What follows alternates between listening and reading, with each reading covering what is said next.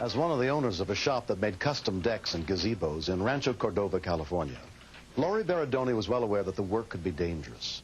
But on the morning of September 10th, 1991, she was reminded that when tragedy strikes, we can be called upon to do things we never imagined we could do.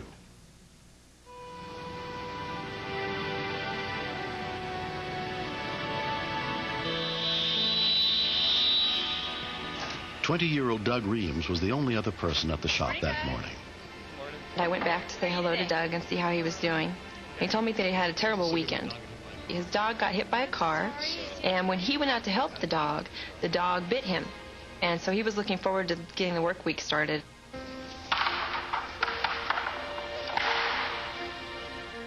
I went back to work.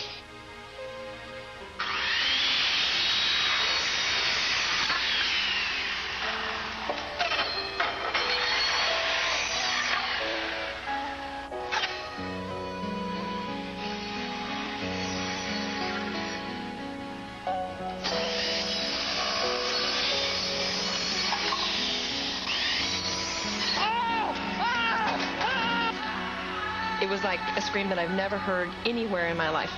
And I knew that he'd cut his hand off, even though I wasn't in the same room with him. Come on. Fire dispatch, what is it? Someone got off their hands! Calm down. What's the address? 3339. Take off your shorts. Calm down. Listen to me. She was a little out of control. At times you have to go through and really, basically get in there and just tell them, look, you got to listen to me. We're trying to help the person, and we need you to be calm so you can help them. Are you at the Redwood shop? Yes. Okay. Where is the person now? He's standing in the back shop.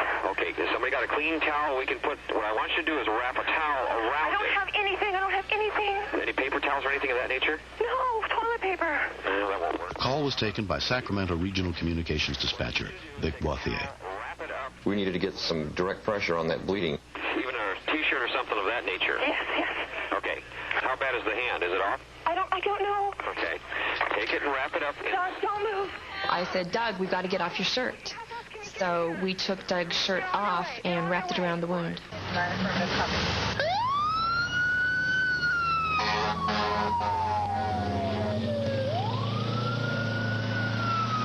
What do you want me to do? What I need you to do is I want him to... I think he's gone into shock. Okay, then we want him to lay down. Come on, Doug, I want you to lay down. Okay. Come on, let's lay down on the ground. I was afraid maybe I'd pass out. I don't deal with the sight of blood well at all, usually. I got to stop the blood. I got to stop the blood. He had probably cut through the artery because of the way the blood was coming out. Wrap it up. Don't put a tourniquet on it. It's got a shirt on it. Okay, wrap. You don't want to tourniquet things. That's your last resort if you have to use it. Pressure. Okay. Okay, now I want you to do is I want you to lay him flat like he is. Okay. I want you to elevate his legs about 18 inches Put your or legs so. on the bench. Legs on the bench, Doug. There you go. It's okay. Okay. You're doing good work. All right. Come on. He keeps saying he's going to die. No, he's not. We're Come not on, gonna, Doug. It's okay. You tell him we're not going to let him do that. We're not going to let you. You're just nervous. You're just in shock. Come on. That's against my rules. Okay. No, you're not. It's not bleeding. His eyes were starting to roll back in his head. And I'd say, come on, Doug, come on. And his eyes would come back. And I knew that if I lost it, that there would be no one there to help him. What do you do, cut on a saw? Yeah. Okay. Does he know how much he cut? How much did you cut, Doug? About all the way through. Okay. The hand has not been basically amputated, right? It's through the bone. Okay, it's through the bone, so it's hanging basically by the skin. Yeah. Okay.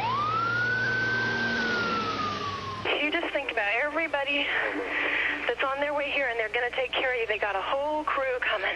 Atta girl. So I want Good you to work. just hang on. Come on. You're not going to die.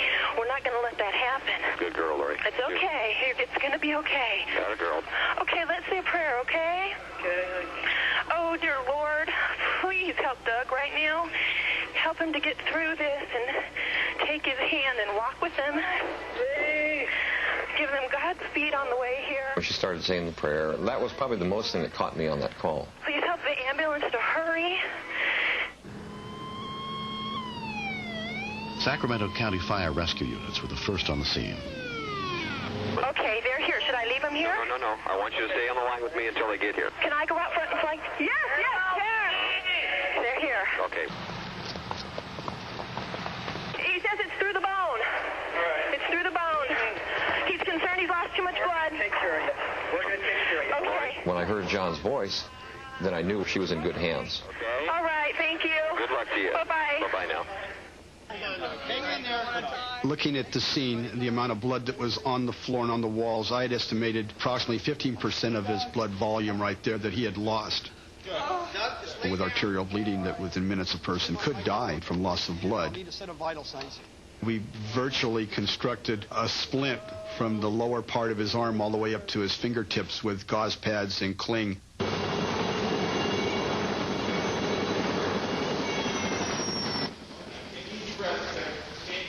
Doug was very pale.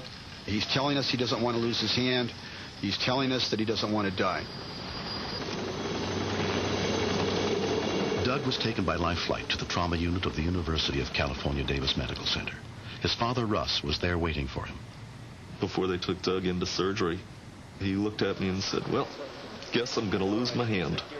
I said, no, you're not going to lose your hand. Everything's going to be all right. Don't worry about it. And the whole time I was thinking, yes, you are going to lose your hand.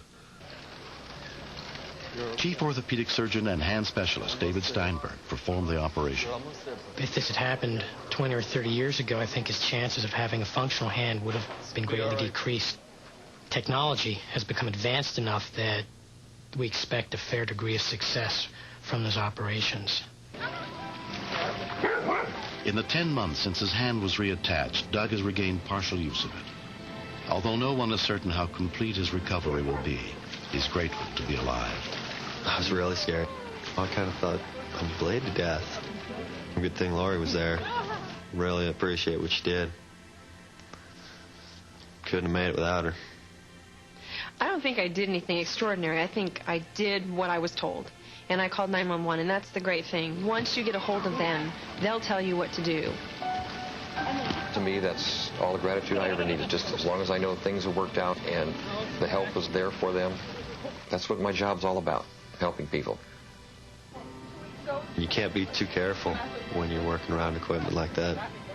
No matter how much of a habit you've gotten into doing this same thing every day, it's still dangerous. You know, you really got to pay attention to what you're doing and take your time.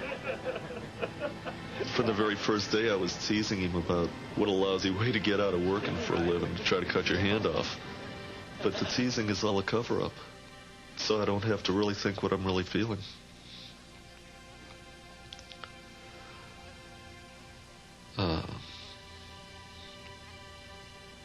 And what I'm really feeling is I could have lost my son.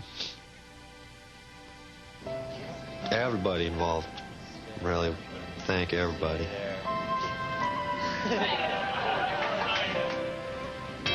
Next. At that point, I thought my son had drowned. And I thought, oh no, my worst